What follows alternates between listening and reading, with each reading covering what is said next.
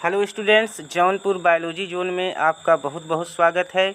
अगर आप TGT, PGT, NEET और एलटी जैसे महत्वपूर्ण परीक्षाओं की तैयारी कर रहे हैं तो आज हम आपके लिए सिलेंट्रेटा से कुछ बहुत ही महत्वपूर्ण क्वेश्चन लेके आए हैं जो कि आपके आने वाले किसी भी प्रतियोगी परीक्षा के लिए बहुत ही ज़्यादा इम्पॉर्टेंट होने वाले हैं।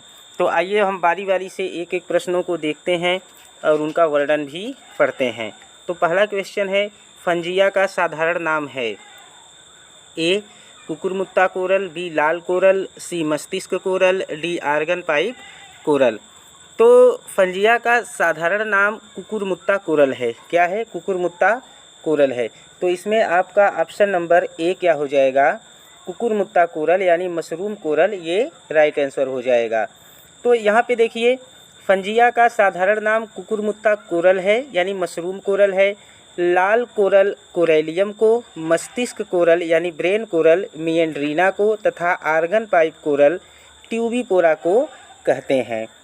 अगला क्वेश्चन है, बहुरूपता देखी जाती है? ए सिलेंट्रेटा में, बी एनेलिडा में, सी आर्थ्रोपोडा में, डी इकाइनोडर्मेटा में। तो जो बहुरूपता होती है यानी पॉलीमार्फिज्म होती है वो देखी जाती है सिलेंट्रेटा में। किसमें? सिलेंट्रेटा में। तो ऑप्शन नंबर ए सिलेंट्रेटा में क्या हो जाएगा? ये राइट आंसर हो जाएगा। देखिए यहाँ पे दे रखा है, सिलेंट्रेटा संघ के जंतुओं में शरीर के कई रूप देखे जाते हैं जिसे बहुरूपता यानी पॉलीमार्फिज्म कहते हैं। ये मुख्यतः दो रूपों में होते हैं, पॉलिप तथा मेड्यूसा। अगला क्वेश्चन है, मेटाजिनेसिस पाया जाता है? ए हाइड्रा में, बी ओबेलिया में, सी आरिलिया में और डी ट्यूबिपोरा में। तो देखिए, जो मेटाजिनेसिस की प्रक्रिया होती है वो ओबेलिया में होती है। किसमें होती है? ओबेलिया में होती है। तो आपका राइट आंसर बी ओबेलिया क्या हो जाएगा? ये सही हो जाएगा। देखिए यहाँ दिया है, ओबेलिया में मेटाजिनेसिस पाया जाता है। सिलेंट्रेटा संघ के कुछ जंतुओं में अलैंगिक तथा लैंगिक अवस्थाओं का जीवन चक्र में पीढ़ी एकांतरण यानी अल्टरनेशन ऑफ जनरेशन होता रहता है और इसी को ही क्या बोलते हैं? मेटाजिनेसिस बोलते हैं। अगला क्वेश्चन है, मेटाजिनेसिस किस वर्ग के जंतुओं में देखने को मिलता है? तो मैंने आपको पूर्व में भी बताया कि जो मेटाजिनेसिस की प्रक्रिया होती है वो मुख्य रूप से यहाँ देखिए ऑप्शन में ए हाइड्रोजोआ दिया है, बी स्काइफोजोआ दिया है, सी एंथोजोआ और डी इन सभी में। तो देखिए, जो मेटाजिनेसिस की प्रक्रिया होती है वो मुख्य रूप से हाइड्रोजोआ में होती है। किसमें होती है? हाइड्रोजोआ में होती है। तो आपका राइट आंसर हाइड्रोजोआ क्या हो जाएगा? ये सही हो जाएगा। देखिए यहाँ दिया है, सिलेंट्रेटा संघ के कुछ जंतुओं में अलैंगिक तथा लैंगिक अवस्थाओं का जीवन चक्र में पीढ़ी एकांतरण होता है, इसी को मेटाजिनेसिस कहते हैं। सामान्यतः वर्ग हाइड्रोजोआ के जंतुओं जैसे ओबेलिया आदि में मेटाजिनेसिस देखने को मिलती है। अगला क्वेश्चन है, एक त्रिज्यतः सममित अकशेरुकी प्राणी जिसमें केवल ऊतक विभेदन है रखा जाएगा? ए पोरीफेरा में, बी नाइडेरिया में, सी प्लेटीहेल्मिन्थीज में, डी इकाइनोडर्मेटा में।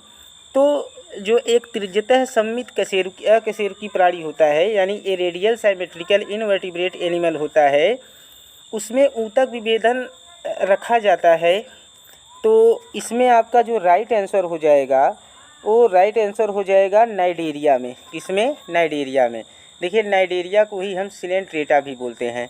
तो इसमें जो राइट आंसर हो जाएगा वो हो जाएगा नाइडेरिया में। ये आपका राइट आंसर हो जाएगा। देखिए यहाँ दिया है, संघ निडेरिया या नाइडेरिया या सिलेंट्रेटा के प्राणियों में त्रिज्यतः या अरीय सममिति यानी रेडियल साइमेट्री पाई जाती है तथा इनमें शरीर संगठन ऊतकीय स्तर यानी टिश्यू लेवल का होता है। इनमें अंगों का विकास नहीं होता है। अगला क्वेश्चन है, इफाइरा लार्वा किसके जीवन चक्र में होता है? ए आरिलिया, बी ओबेलिया, सी फाइसेलिया, डी एडम्सिया। तो जो इफाइरा लार्वा होता है वह मुख्य रूप से आरिलिया में पाया जाता है। किस में पाया जाता है? आरिलिया में। तो आपका राइट आंसर इसमें ए हो जाएगा, आरिलिया। देखिए दिया है, आरिलिया में 3 लार्वा अवस्थाएं प्लेन्यूला, स्काइफी स्टोमा तथा इफाइरा होती है। ओबेलिया में केवल प्लेन्यूला लार्वा अवस्था पाई जाती है। अगला क्वेश्चन है, प्लेन्यूला डिंभकी अवस्था है यानी planula is a larval stage of a Obelia, B Taenia, C Ascaris और डी फेरेटिमा। तो जो प्लेन्युला डिम्भ की अवस्था होती है वह मुख्य रूप से ओबेलिया में पाई जाती है। किसमें? ओबेलिया में। तो आपका राइट आंसर हो जाएगा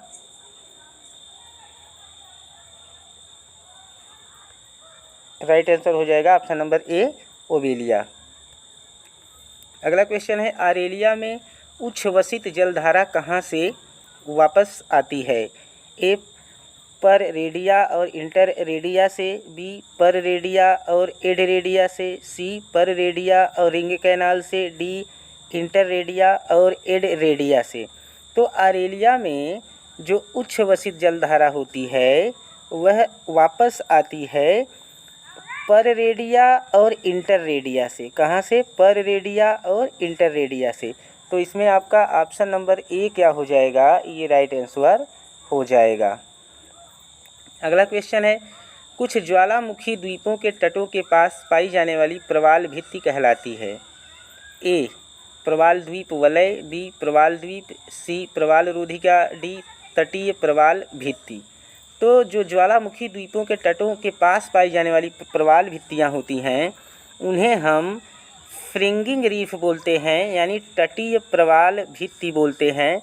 तो इसमें आपका ऑप्शन नंबर डी क्या हो जाएगा? ये राइट आंसर हो जाएगा। देखिए यहाँ दिया है, प्रवाल भित्ति यानी कोरल रीफ्स कैल्शियम कार्बोनेट की बनी हुई विशेष प्रकार की संरचना होती है जो कि गर्म तथा छिछले समुद्र में बनती है। इसका निर्माण मुख्य रूप से विशेष प्रकार के सिलेंट्रेटा जंतुओं, जिन्हें कोरल भी कहते हैं, द्वारा होता है। ये एंथोजोआ वर्ग के अंतर्गत आते हैं, इन्हें कोरल कहते हैं और ये कई प्रकार के होते हैं, जैसे तटीय प्रवाल भित्ति, फ्रिंगिंग रीफ, ये ज्वालामुखी द्वीपों के तटों पर बनते हैं। प्रवाल रोधिका, बैरियर रीफ, ये किनारों से दूर बनते हैं। और प्रवाल द्वीप वलय यानी एटल, ये लैगून के चारों ओर बनते हैं। अगला क्वेश्चन है, कोरल चट्टानें कौन से जंतु बनाते हैं? ए, मोलस्क, बी, इकाइनोडर्म, सी, प्रोटोजोआ, डी, सिलेंट्रेट्स। तो जो कोरल चट्टानें होती हैं, कोरल चट्टानें सिलेंट्रेटा संघ के जंतुओं को बनाती हैं। तो इसमें आपका ऑप्शन नंबर हो जाएगा सिलेंट्रेट्स। ऑप्शन नंबर डी इसमें क्या हो जाएगा? राइट आंसर हो जाएगा। अगला क्वेश्चन है, इनमें से कौन एक कोरल नहीं है? ए, पिनेचुला, बी, ट्यूबिपोरा, सी, अकुलिना, डी, साइएनिया। तो जो इसमें से ऑप्शन में आपके पूछा है कौन एक कोरल नहीं है, तो इसमें देखिए जो साइनिया होता है वह एक कोरल नहीं है। साइनिया एक कोरल नहीं है। तो ऑप्शन नंबर डी इसमें क्या हो जाएगा? आपका राइट आंसर हो जाएगा। देखिए उपर्युक्त विकल्पों में पिनेट्यूला, ट्यूबिपोरा तथा अक्यूलाइना एक प्रकार के कोरल हैं, जबकि साइनिया कोरल नहीं है। साइनिया संघ सिलेंट्रेटा के स्काइफोजोआ परिवार से, जबकि अन्य तीनों एंथोजोआ परिवार से संबंधित हैं। अगला क्वेश्चन है, निम्न में से कौन सा जंतु परजीवी नहीं है? ए, मच्छर, बी, फीता कृमि, सी, समुद्री एनीमोन, डी, जोंक। तो देखिए जो समुद्री एनीमोन होता है वह परजीवी नहीं होता है। तो इसमें जो आपका राइट आंसर जाएगा वो हो जाएगा right answer option number C. Option number C क्या हो जाएगा? आपका राइट आंसर हो जाएगा।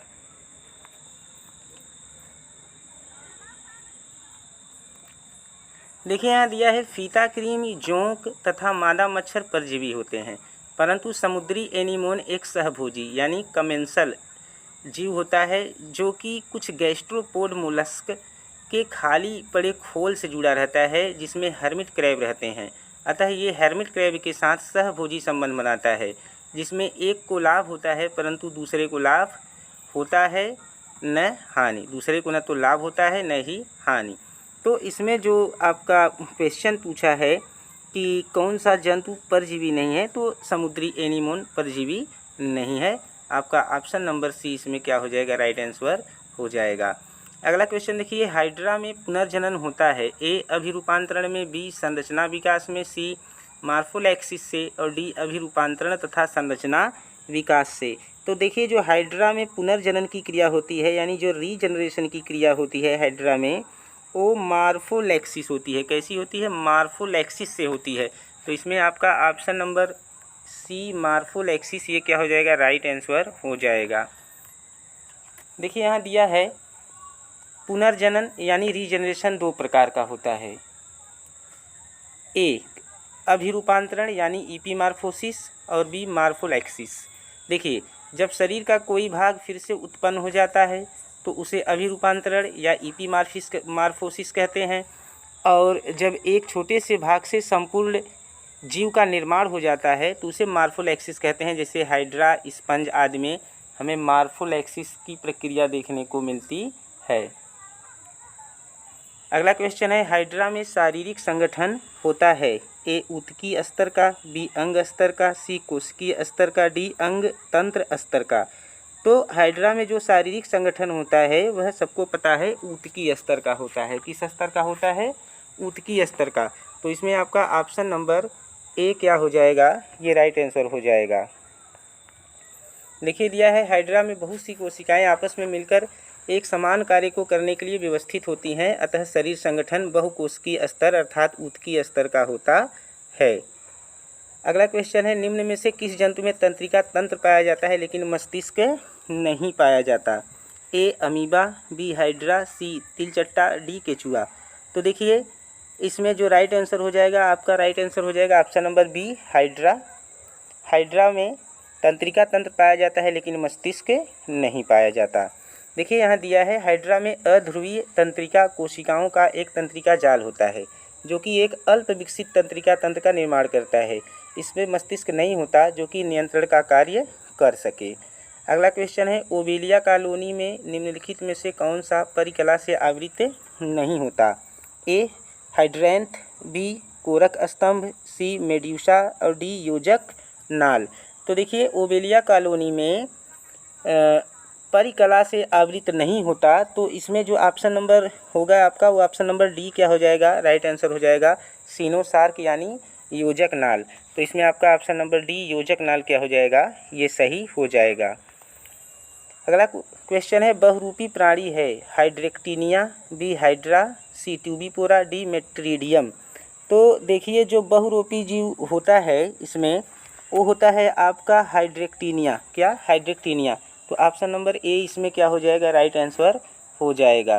देखिए यहाँ दिया है, हाइड्रेक्टिनिया एक सिलेंट्रेट है। इसकी कॉलोनी में विभिन्न प्रकार के पॉलिप सदस्य होते हैं, जैसे गैस्ट्रोजॉइड्स, डिक्टाइलोजॉइड्स, टेंटिकुलोजॉइड्स, स्केलेटोजॉइड्स, गोनोजॉइड्स। इसलिए इसे बहुरूपी प्राणी यानी पॉलीमार्फिक एनिमल बोला जाता है। अगला क्वेश्चन है, निम्नलिखित में से कौन जंतु फाइलम सिलेंट्रेटा के वर्ग एक्टिनोजोआ के उपवर्ग हेक्साकोरेलिया में सम्मिलित है? तो देखिए, इसमें जो क्वेश्चन पूछा है आपका, तो इसका जो राइट आंसर हो जाएगा वो हो जाएगा ऑप्शन नंबर बी यूट्रिसिना जो एंथस एडवर्डसिया। तो इसमें आपका ऑप्शन नंबर बी क्या हो जाएगा? राइट आंसर हो जाएगा। आइए यहाँ थोड़ा देखते हैं। देखिए दिया है, सिलेंट्रेटा संघ को 3 वर्गों में बांटा गया है, हाइड्रोजोआ, स्काइफोजोआ, एंथोजोआ या एक्टिनोजोआ। एक्टिनोजोआ को 3 उपवर्गों में बांटा गया है, ऑक्टोकोरेलिया, हेक्साकोरेलिया, टेबुलेटा। यूट्रिसिना, जोएंथस तथा एडवर्डसिया को उपवर्ग हेक्साकोरेलिया में सम्मिलित किया गया है। अगला क्वेश्चन है, दंशिका क्या है? ए एक पूर्ण कोशिका, बी शरीर का अंग, सी एक कोशिका का भाग और डी कोशिकाओं का एक समूह। तो जो दंशिका होती है वो एक कोशिका का क्या है? भाग है। तो इसमें ऑप्शन नंबर आपका सी क्या हो जाएगा? राइट आंसर हो जाएगा। देखिए यहाँ दिया है, दंशिका जिसे हम निमेटोसिस्ट, निमेटोब्लास्ट, स्टिंगिंग सेल्स भी बोलते हैं।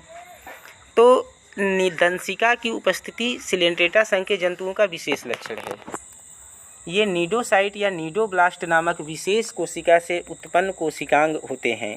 इसमें हिप्नोटॉक्सिन नामक जहरीला तरल पदार्थ भरा होता है जो प्रोटीन तथा फिनोल का मिश्रण होता है।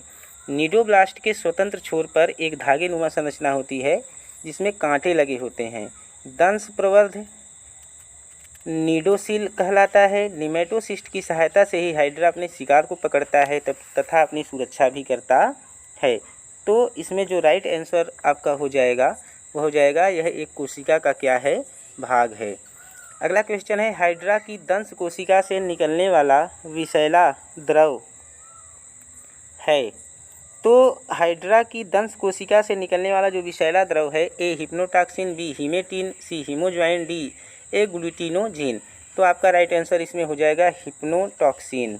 क्या? हिप्नोटॉक्सिन। इसमें राइट आंसर आपका ऑप्शन नंबर ए क्या हो जाएगा, वो आपका राइट आंसर ए क्या हो जाएगा, सही हो जाएगा।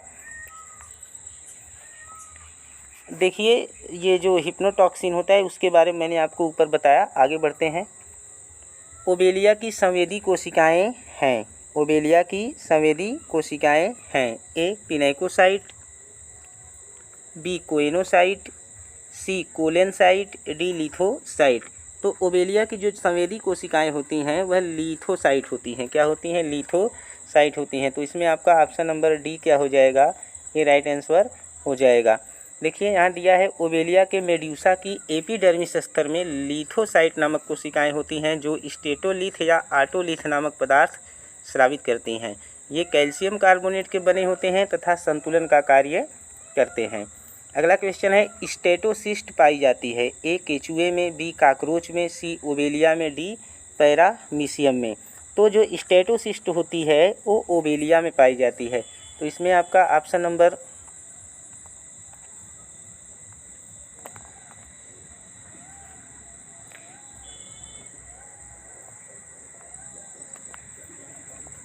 तो देखिए इसमें आपका जो ऑप्शन नंबर होगा, ऑप्शन नंबर इसमें सी क्या हो जाएगा, वो राइट आंसर हो जाएगा ओबेलिया में। यहाँ देखिए दिया है ओबेलिया सिलेंट्रेटा संघ का जंतु है। इस संघ के जंतुओं में अल्प विकसित तंत्रिका तंत्र पाया जाता है। इनमें स्टेटोसिस्ट नामक संतुलन अंग पाए जाते हैं। अगला क्वेश्चन है ओबेलिया में सीनोसार्क होता है। ए नलीदार और अजीवित, बी नलीदार और जीवित, सी डंडे के आकार का और अजीवित, डी डंडे के आकार का और जीवित। तो अब ओबेलिया में जो सीनोसार्क होता है वो नलीदार और जीवित होता है। तो इसमें आपका ऑप्शन नंबर बी क्या हो जाएगा, ये राइट आंसर हो जाएगा। देखिए दिया है ओबेलिया की कॉलोनी में पाया जाने वाला सीनोसार्क एक नलिका के समान जीव प्रक्रिया शाखा है जो कॉलोनी के पॉलिप को आपस में जोड़ने का काम करती है। अगला क्वेश्चन है ओबेलिया की पेरिसार्क है। ओबेलिया की पेरिसार्क है। ए एक्टोडर्म द्वारा स्रावित काइटिन की परत, बी एक्टोडर्मल कोशिका की परत, सी एक्टोडर्म और इसमें देखिए दिया है मीसोगिलिया है, इसमें ठीक से लिखा नहीं गया है, मीसोगिलिया एवं एंडोडर्म एक साथ, और डी एंडोडर्म। तो ओबेलिया की जो पेरिसार्क होती है वो एक्टोडर्म द्वारा स्रावित काइटिन की परत होती है। तो इसमें आपका ऑप्शन नंबर ए क्या हो जाएगा, ये राइट आंसर हो जाएगा। देखिए दिया है ओबेलिया की पेरिसार्क एक्टोडर्म द्वारा स्रावित काइटिन की परत है। ओबेलिया संघ सिलेंट्रेटा के अंतर्गत वर्ग हाइड्रोजोआ में शामिल एक बहुरूपी जंतु है। इसकी कॉलोनी में कई प्रकार के सदस्य होते हैं। इसमें पॉलिप भोजन ग्रहण का कार्य करता है। अगला क्वेश्चन है प्लेन्यूला लार्वा किसके जीवन चक्र में बनता है। A Hydra, B Obelia, C comb jelly, D Echinococcus. तो प्लेन्यूला लार्वा जो होती है वो ओबेलिया के जीवन चक्र में बनती है। तो ऑप्शन नंबर बी इसमें क्या हो जाएगा, राइट आंसर हो जाएगा। देखिए दिया है प्लेन्यूला लार्वा सिलेंट्रेटा या निडेरिया संघ के कुछ जंतुओं के जीवन चक्र में बनता है जैसे ओबेलिया आदि। यह स्वतंत्र रूप से तैरने वाला लार्वा है। अगला क्वेश्चन डिप्लोब्लास्टिक अगुहिक अवस्था पाई जाती है इसमें। तो देखिए जो डिप्लोब्लास्टिक अगुहिक अवस्था पाई जाती है ऑप्शन नंबर ए है केचुआ, बी एस्कैरिस, सी समुद्री एनीमोन, डी प्लेनेरिया में। तो इसमें आपका ऑप्शन नंबर हो जाएगा समुद्री एनीमोन। क्या हो जाएगा, समुद्री एनीमोन में डिप्लोब्लास्टिक और अगुहिक अवस्था पाई जाती है। तो ऑप्शन नंबर सी इसमें क्या हो जाएगा, आपका राइट आंसर हो जाएगा। देखिए यहाँ दिया है डिप्लोप्लास्टिक उन जंतुओं को कहते हैं जिनमें दो अजेनरिक स्तर पाए जाते हैं, एक्टोडर्म तथा एंडोडर्म। अगुहिक यानी एसिलोमेट वह अवस्था होती है जब सिलोम गुहा अनुपस्थित होती है। यह अवस्था समुद्री एनीमोन में पाई जाती है जो कि सिलेंट्रेटा संघ का जंतु है। अगला क्वेश्चन है हाइड्रा सभी प्रकार के खाद्य पचा सकता है इसे छोड़कर। ए वसा, बी स्टार्च, सी शर्करा और डी प्रोटीन। तो हाइड्रा जो होता है वह सभी प्रकार के पदार्थों को पचा सकता है लेकिन स्टार्च को नहीं पचा सकता, यानी मंड को नहीं पचा सकता। तो इसमें आपका ऑप्शन नंबर बी क्या हो जाएगा, ये राइट आंसर हो जाएगा। देखिए दिया है हाइड्रा में पाचन अंतःकोशिकीय तथा बाह्य कोशिकीय दोनों प्रकार से होता है। यह प्रोटीन, वसा तथा कुछ सरल कार्बोहाइड्रेट्स का पाचन कर सकता है। यह स्टार्च का पाचन नहीं कर पाता क्योंकि इसके पाचन से संबंधित एंजाइम इसमें नहीं पाए जाते हैं। अगला क्वेश्चन है हाइड्रा में जनदों का निर्माण उद्दीपित होता है। ए ऑक्सीजन की कमी से, बी कार्बन डाइऑक्साइड की प्रचुरता से, सी CAMPC से और डी एलानीन से। तो देखिए जो हाइड्रा में जंतुओं का निर्माण उद्दीपन होने का कार्य होता है वो होता है आपका option number B carbon dioxide की प्रचुरता से। तो इसमें आपका ऑप्शन नंबर बी क्या हो जाएगा, ये राइट आंसर हो जाएगा। देखिए यहाँ दिया है जाड़े के अंतिम दिनों यानी फरवरी एवं मार्च में जब तापमान बढ़ने लगता है तथा जलाशय सूखने लगते हैं और जल में कार्बन डाइऑक्साइड की प्रचुरता तथा भोजन की कमी होने लगती है, तब हाइड्रा में लैंगिक जनन होता है। शरीर पर नन्ही गांठों के रूप में जनन गोनैड्स बन जाते हैं। हाइड्रा की अधिकांश जातियां एक लिंगी होती हैं जैसे हाइड्रा ओलिगैक्टिस, परंतु कुछ द्विलिंगी जैसे हाइड्रा वायराइडिसिमिया हाइड्रा वायराइडिसिमा होती है। ये क्या होती है, द्विलिंगी होती है। अगला क्वेश्चन है ओबेलिया के भोजन ग्रहण करने वाले ज्वाइड्स कहलाते हैं। ए ब्लास्टोस्टाइल्स, बी मेड्यूसा, सी गोनैंजिया, डी पॉलिप। तो ओबेलिया के भोजन ग्रहण करने वाले जो ज्वाइड्स होते हैं वो पॉलिप कहलाते हैं। क्या कहलाते हैं, पॉलिप कहलाते हैं। तो ऑप्शन नंबर डी इसमें आपका पॉलिप क्या हो जाएगा, ये राइट आंसर हो जाएगा। यहाँ देखिए दिया है ओबेलिया एक बहुरूपी जंतु है। इसकी कॉलोनी में कई प्रकार के सदस्य होते हैं। इनमें पॉलिप भोजन ग्रहण करने का कार्य करते हैं। अगला क्वेश्चन है ओबेलियन मेड्यूसा है। ओबेलियन मेड्यूसा है। ऑप्शन नंबर ए दिया है परदाहारी, बी सर्वाहारी, सी मांसाहारी, डी शाकाहारी। तो ओबेलियन जो मेड्यूसा होता है वो मुख्य रूप से मांसाहारी होता है यानी कार्निवोरस होता है। तो इसमें आपका ऑप्शन नंबर सी कार्निवोरस क्या हो जाएगा, ये राइट आंसर हो जाएगा। यहाँ देखिए दिया है ओबेलियन सिलेंट्रेटा संघ के जंतु हैं। यह मुख्यतः दो रूपों यथा पॉलिप तथा मेड्यूसा में पाया जाता है, जिसमें मेड्यूसा मांसाहारी होता है। अगला क्वेश्चन है हाइड्रा की किन कोशिकाओं को भ्रूणीय आरक्षण कहा जाता है। ए उपकला पेशी कोशिकाएं, बी अंतराली कोशिकाएं, सी ग्रंथि कोशिकाएं, डी ग्रंथिल पेशी कोशिकाएं। तो देखिए इसका जो राइट आंसर हो जाएगा आपका वो हो जाएगा ऑप्शन नंबर बी अंतराली कोशिकाएं। ऑप्शन नंबर बी इसमें अंतराली कोशिकाएं क्या हो जाएगा, राइट आंसर हो जाएगा।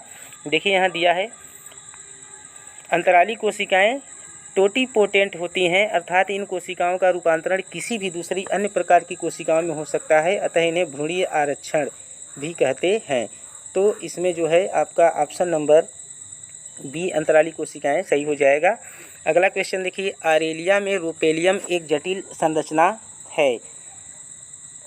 ए 2 संवेदी अंगों की, बी 3 संवेदी अंगों की, सी 4 संवेदी अंगों की, डी 5 संवेदी अंगों की। तो ओबेलिया में जो रोपेलियम होता है वो ऑप्शन नंबर डी 5 संवेदी अंगों की एक जटिल संरचना है। तो इसमें आपका ऑप्शन नंबर डी क्या हो जाएगा, ये राइट आंसर हो जाएगा। देखिए यहाँ दिया है रोपेलियम आरेलिया की एक संवेदी संरचना है। इसमें कुल 3 प्रकार के 5 संवेदी अंग होते हैं जिनका विवरण निम्नलिखित है। ए ऑसेली, दूसरा ऑल्फैक्टरी पिट्स, तीसरा टेंटेकुलोसिस्ट।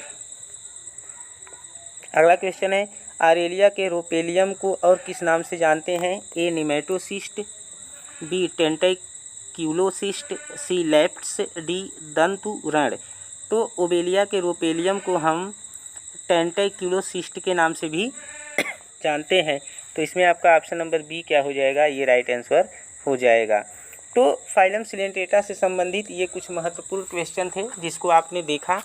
अभी इसका एक वीडियो हम और लाएंगे जिसमें और भी ज़्यादा डिटेल में हम आपको सिलेंट्रेटा या नाइडेरिया के बारे में जानकारियाँ लेके आएंगे। और तब तक के लिए जो है आप मेरे वीडियोज़ को देखते रहिए, चैनल को सब्सक्राइब करिए, लाइक करिए, दोस्तों के बीच शेयर करिए ताकि आने वाले नए वीडियोज़ का नोटिफिकेशन आपको सबसे पहले मिले। बहुत बहुत धन्यवाद।